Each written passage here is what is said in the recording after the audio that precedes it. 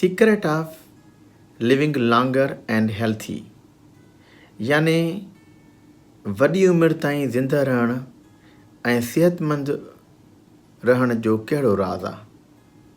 हूअं त कई सबब आहिनि जो माण्हुनि जी ज़िंदगी तमामु वॾी थिए थी, कुझु माण्हुनि जी कुझु जी घटि थिए थी, मालिक जे तरफ़ खां आहे लिखियलु। पर तॾहिं बि साइंस खे इहो तजसुस आहे त कहिड़ियूं शयूं आहिनि जेके लाइफ खे वधाइनि थियूं ऐं माण्हू सिहतमंद रहनि था। हिकिड़ो ॿी रिसर्च कयूं, अजीब रिसर्च आहे, उहा ॾाढी मज़े जी आहे। उन्हनि छा कयो त कॉलेज में जीअं वञिबो आहे, जीअं कॉलेज छॾिबी आहे त हिकिड़ो एल्बम ठाहींदा आहिनि, फेयरवेल जो एल्बम ठहंदो आहे। असांजो बि ठहियो, असां कॉलेज छॾीसीं, अॼु ॾींहुं थी पियो आहे, असां वटि उन में हर कंहिंजा फ़ोटो लॻल आहिनि ऐं फेयरवेल जो ठहियो आहे। उन्हनि छा कयो रिसर्च में, जिन कॉलेज जा फ़ोटो हुया उन्हनि फ़ोटोज़ खे स्टडी कयो।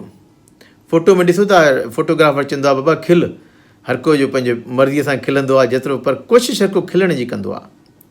पोइ किन जी खिल जेका हूंदी आहे असली खिल हूंदी आहे, किन जी हूंदी आहे नकली खिल, चवंदा न फिको थो खिले नकली। त इन खिल खे स्टडी कयूं, नकली ऐं फिकी खिल, उनजो केतिरो फ़र्क़ु थो पए। जेका असली खिल आहे उनखे चयो वेंदो आहे डुशेन स्माइल, के जंहिंमें जेको आहे हितां जेको आहे असांजूं सिंधी में वाशियूं टिड़ी वञनि, मथे जेको आहे हली वञे, ऐं अखियूं जेको आहे खिलंदा त कीअं हिते अखियुनि में गुंज पवंदा आहिनि ऐं वाशियूं टिड़ी वेंदियूं आहिनि, इहा असली खिल, हिनखे डुशेन जेको आहे स्माइल चयूं। ॿी जेका हुन फिकी खिल खयूं, जंहिंखे नकली खिल चइजे, उनखे पैन अमेरिकन स्माइल चयूं नालो। हाणे उन्हनि खे छा कयूं, उन्हनि जेको मैगज़ीन खयां उहे 1960 जा खयां ऐं 1990 ताईं उनखे ट्रेस कयूं, 30 सालनि ताईं ॾिठूं।